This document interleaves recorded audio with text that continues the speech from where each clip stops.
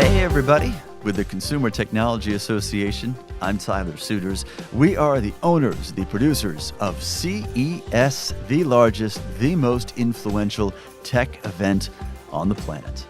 We are here to get you CES ready. Yes, already getting you CES ready. We know the big show is still a ways off, January 7th through the 10th, 2020 in Las Vegas. But before then, the focus of today's podcast, CES Asia. This is June 11th through the 13th this summer in Shanghai, China, with a distinct focus on the Asian marketplace. Yes, there are a number of big name tech and auto companies that you'll recognize that exhibit at CES and at CES Asia. But it is distinctly different in terms of the way the show is curated, the way these products and stories are presented, and the way these exhibitors and tech companies address the Asian customer base. So all of that is coming up today. First, we'll have a conversation with the CES man on the ground there in Shanghai, John T. Kelly, who is the show director for CES Asia and working feverishly, as you can imagine, to get everything in place for June 11. Also, backing up the story that every company today needs to be a tech company, another entrant into the health, wellness, and beauty sector who is embracing technology. Remember last year we had a long conversation with L'Oreal, who has exhibited at CES Las Vegas a number of times, about how technology is driving their business and changing it. Today we talk to beauty company Nu Skin. You may recognize their name, but what they're doing is not only unique to them, it's interesting in how they've used this technology to find a strong foothold in the Asian marketplace. All of that is coming up on today's episode of CES Tech Talk.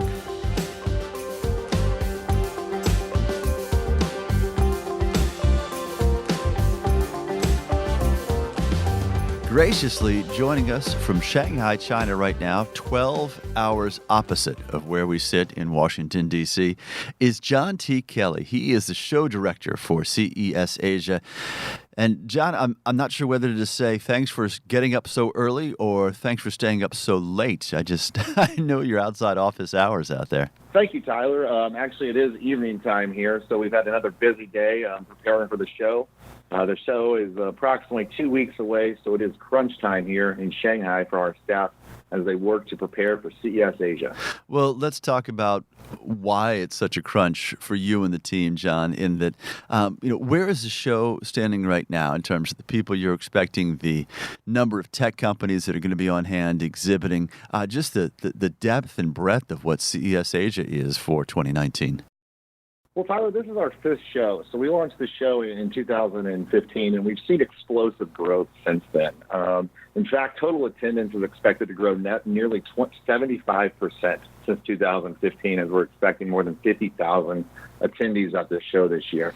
Additionally, our exhibit space has more than tripled since the inaugural show in 2015, and we're actually up 25% of growth over last year. So I think if you were to look at, ask what is one word or one phrase to describe CES Asia over the course of the past years, I think it would be growth. That might describe China overall as well. So for those folks who haven't been... Very good point.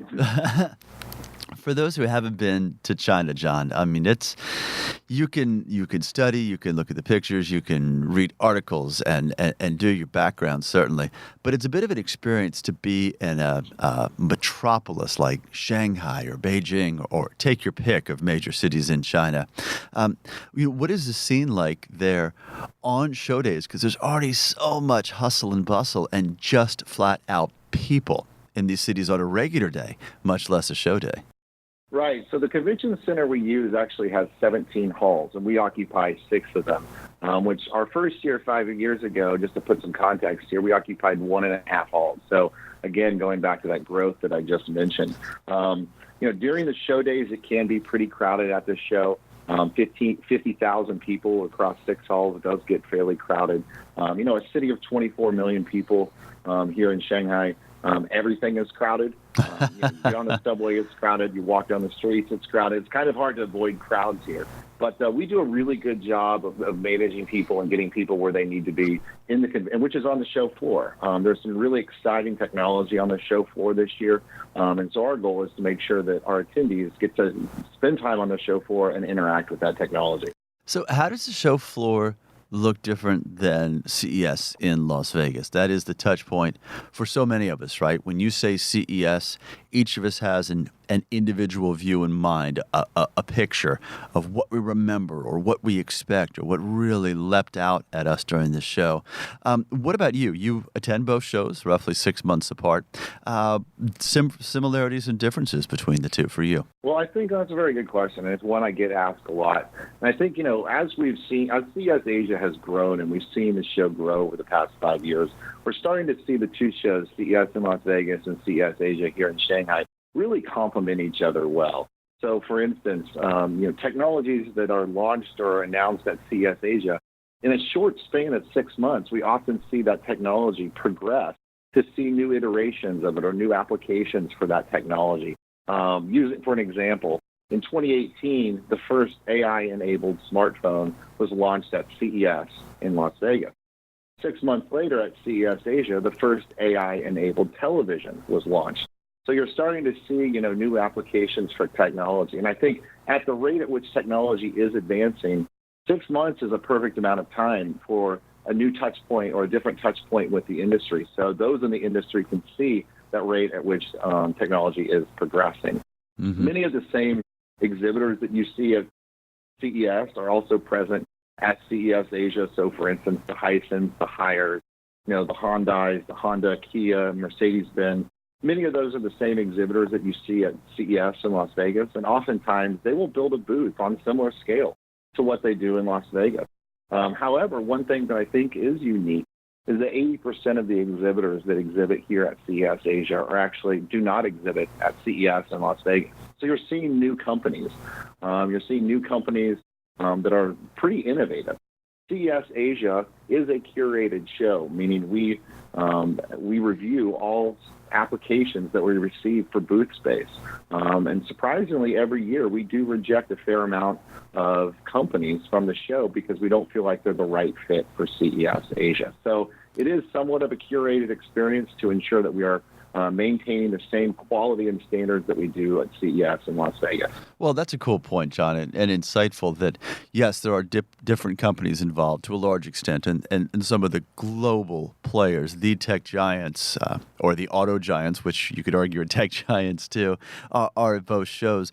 But another key change, it seems to me, is the fact that this is an exhibition in Asia for the Asian market. And so that means a different means of presentation, a different means of emphasizing various product lines or strategic direction for companies, right? That the fact that the audience is so different here. Correct. And that you're all correct when you say that. An example here, using Audi as an example. So Audi actually last week at a press event that we hosted here in China made an announcement they will be launching a new product at CES Asia specifically aimed at the Chinese marketplace. And many companies follow the same pattern, the same strategy, in the sense that they have products that they tailor specifically for this marketplace, whether it be the Asian marketplace or specifically for the Chinese marketplace. It goes without saying that the needs of this marketplace are different than other parts of the world. So as a result of that, many companies adapt and change their business, their strategies to better serve the needs of this marketplace. Let's talk about some of the verticals, which maybe you can argue are horizontals too, but across the CES Asia show, John. First and foremost, here is a close tie to CES in Las Vegas, and it's emblematic of the entire tech sector right now. That is the growth, the prominence, the emphasis on artificial intelligence, AI, at CES Asia. Right, and artificial intelligence is one of those technologies that we consider an ingredient technology, meaning it will be implemented in various products and that you see throughout the show floor. So there might be an exhibitor that considers themselves a smart home manufacturer, but in the end they're really just showcasing some new application for artificial intelligence. This year, the artificial intelligence footprint at CES. At CES Asia, we estimate it to be up 25% over last year. And you'll see, new applications in retail, content, digital health, and many more. So it should be a really exciting category at CES Asia this year. So one of the topics that strikes me as a real growth area and emblematic of Asia and the tech scene overall, John, is the startup scene at CES Asia. I think that CES in Las Vegas is Eureka Park with more than 1,000 exhibitors from around the world, right? These startups, these entrepreneurs that are delivering game-breaking, life-changing innovations you may or may not recognize, right, when they actually come to market. That's a strong narrative, a real draw in Las Vegas for the show. But now this is becoming a point of emphasis in Shanghai too, right? Correct. We launched what we call Startup Park, which is modeled after Eureka Park at CES. We launched that 4 years ago here at the show. This year, we expect more than 115 exhibitors from 7 countries and regions that will be presenting the newest, latest, most innovative technologies on the show floor. Some of the organizers, we like CES, you see many country pavilions where countries or governments from different countries will organize exhibitors on the CES Asia show floor. Right, so this right. year, we're expecting, in addition to, obviously there'll be multiple groups organizing Chinese exhibitors, but we're also expecting exhibitors from Switzerland and Norway will be organizing large pavilions on the show floor this year as well. And then another marketplace you've alluded to with some of the big names, and you mentioned Mercedes, Audi, Hyundai, the vehicle technology sector. Every major player is in Las Vegas for CES in the auto sector, and it sounds like you're really moving toward the fact that can be true of CES Asia as well. Yeah, that is correct. The automobile story is fantastic at CES Asia.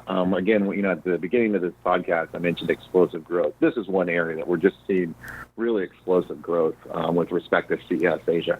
This year, we expect more than 70 exhibitors in the auto category will be occupying almost 2 full halls of automobile technology at CES Asia, in addition to outdoor driving experiences from Inceptio and Audi. We feel like we are the largest technology trade show in Asia that features the automobile category. So, it's just really amazing to see how many auto companies or auto suppliers are participating in CES Asia. Mm-hmm. And many do so because they're looking to partner with other tech companies. So you might see a partnership with one of the automobile companies, with an internet company, an automobile company with more of a mobile company. And I think at its core, that's really what CES Asia is. It's an opportunity to bring different industries together so they can partner, they can discuss new ideas, and really they can learn from one another. Because as we've seen at CES and also now at CES Asia, it's really this convergence of industries where every industry is a technology, somehow is affected by technology. And most companies, or many companies nowadays, consider themselves a technology company in one way or another. All right, all of our faithful CES Tech Talk podcasters are nodding along with you there, John, because yes, every company is or needs to be a tech company in today's business place. What about what's new in 2019? Who has you excited for first-time exhibitors there in Shanghai? Well, we do have many new companies. I think, one new company would be AI Waves. Denso is another one. Hexagon Manufacturing Intelligence, Hyundai Mobis, Polestar, Sonos, WM Motors. These are all new companies at CES Asia that are choosing to participate in our show because they feel like it is the best opportunity to expose the Asian marketplace to their products and technology. Mm-hmm. And another parallel I know with Las Vegas, John, is the keynote scene, the conference sessions, all the programming that go into CES Asia. I find it, when I'm in Las Vegas, challenging sometimes to get to the show floor on a particular day or part of a day because the programming is so rich and I can't pull myself out of one room where it's one fascinating conversation after another. What's on tap in Shanghai this year? Well, correct. I mean, we do have our conference offerings are pretty extensive this year. So we're offering more than 30-plus conference sessions on topics like AI, vehicle technology, AR, VR, fashion technology. We have a session on sustainability. We also have a conference session this year focused on diversity in the workplace. So it's a very diverse, robust amount of conference program that we have at CES Asia this year. And you mentioned keynotes. So we have announced 5 keynotes to date. Huawei, Hyundai, Wacom, Horizon Robotics, and Audi. So these companies will be sending senior executives to CES Asia to make major keynote announcements, highlight new products, partnerships, et cetera, similar to how the keynotes at CES are run. All right, John, before I let you go, what's availability like for folks who want to get to this show? I know the window is closing, but the window is still open right now to register and get there, right? That is correct. So registration will be open through the show. So from now until June 10th, you can register on our website, cesasia.com, or through our WeChat page, which is very popular here in China.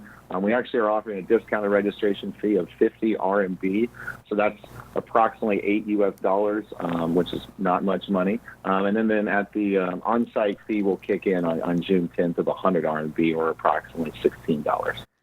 John Kelly is a busy man right now, no matter what time it is where you are listening in the world. He is the show director for CES Asia in Shanghai, China. John, one more time, the show dates are? June 11th through the 13th, and we hope to see all of you in Shanghai. All right, John, I'm a little rusty from my last trip to China, but 谢谢你. 谢谢. I came close. All right. Thanks again, John. Have a great show. Thank you, Tyler.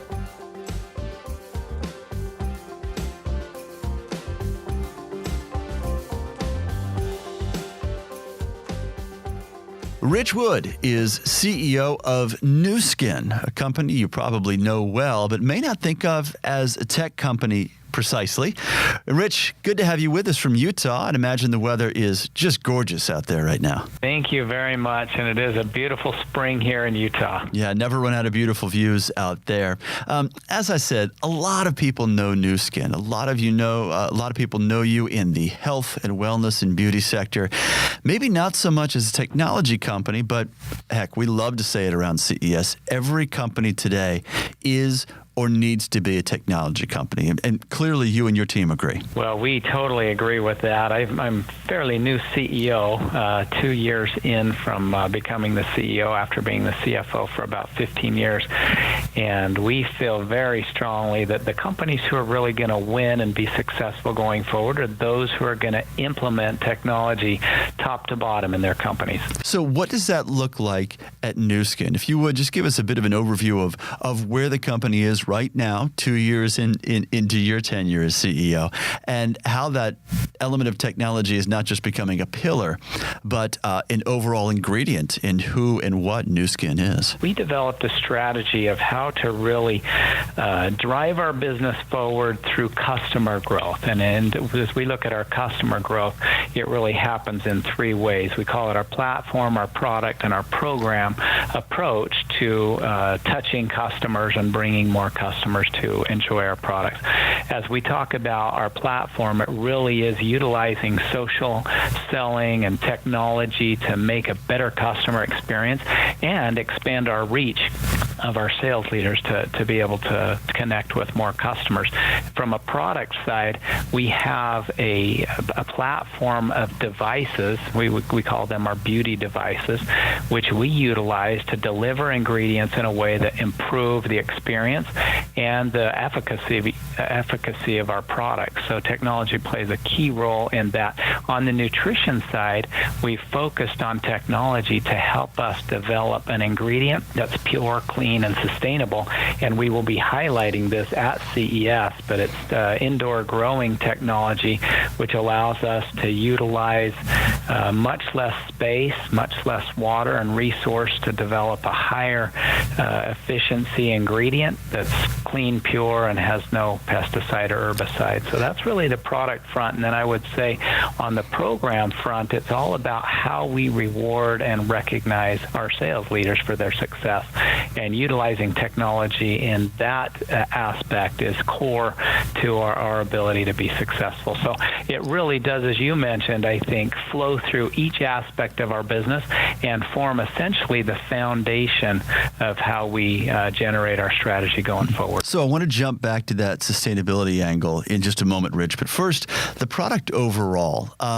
What are some examples, or even just one really sound example of a new skin product, one of the benchmarks, right? One of the real traditional products you've always had, or you think of as a sales leader, and a means in which technology might be enhancing that? Yeah, we have always focused on, the name of the brand is New Skin, which is a personal care brand that we started back in 1984. We've had face care products that have been very, very successful. In the last 2 years, we launched a product that we call a LumiSpa. It's a cleansing treatment device that you use with products that go with it to be very effective in cleaning, cleansing, and treating the skin on the face. It has increased the efficiency and enhancement of what would be our normal cleansing lotion on a face. Makes sense. Now, the other element that I just touched on, sustainability. Controlled environment agriculture. The acronym that you all use is CEA. A pretty big name, but equated to some of what you started going down the road upon, Rich, which is an easier and more sustainable way to get the ingredients you need for your products. It was about 3 years ago that we started investing in some technology to be able to take the growing, which outdoors has a number of variables that are hard to control, water, light, wind, storms, things like that, and be able to take it indoor where we can control those and develop a recipe that gives a seed its perfect day every day and allows it to be consistent, get the same result every single time. We're now 3 years into this vision that's probably a long-term 10, 15, 20-year vision, but we're really getting to a point now where we'll start to have products that become available that are produced using the CEA technology. And again, it uses just a fraction of the water and the land resources that are so valuable. Right. Well, especially important to an international company. And in many senses, your market is everywhere. But clearly a specific focus on the Asian markets. Why that focus and how do you achieve that growth, Rich? And then as a second part of that question, why leverage CES Asia? What are you hoping to get there? Our business in Asia is extremely important to us, making up about 75% of our overall business. It really began in the early 90s when we opened our first Asian market, which was in Hong Kong, followed shortly thereafter in Taiwan, both markets which have been successful for us, but it was really mainland China, which we opened in 2002, and really started to see our business take off in that region. Today, mainland China is our largest market, and Greater China, our largest region, making up 33% or more of our sales, and probably our biggest opportunity for growth going forward. So a solid strategy for CES Asia, Rich. What about New Skin and the CES 2020 in Las Vegas? The health, the wellness, the beauty sector continues to grow as technology is driving both the product side and the consumer side. We all going to see you in Las Vegas in January? We would love to be there, and that is our plan, to continue to build both our story, our technology, as well as our visibility in terms of what we're doing with technology. So we definitely plan on being in Las Vegas next year with CES. All right. Ritch Wood is CEO of New Skin, getting ready for a major exhibit at CES Asia in Shanghai coming up June 11th to the 13th. And Rich, look forward to getting to connect in person and talk some BYU Cougars football, I suppose, when we see you in Las Vegas in January. We'll plan on that. Thank you very much for your time. As always, we want you to be CES ready. So here's what you can do. Yes, even this long before CES 2020 kicks off on January 7th in Las Vegas. Download the CES app. You can build your personal agenda, find your favorite exhibitors and speakers, and sync it all in real time across your devices. Also, you can subscribe to the CES Tech Talk podcast. That way, you won't miss a single episode as you're gearing up for the 2020 show. Again, that is January 7th through the 10th, CES 2020 in Las Vegas. And a reminder, nothing about this podcast is possible without our superstars, executive producer Tina Anthony, and our senior engineer, John Lindsay, you all are the very best.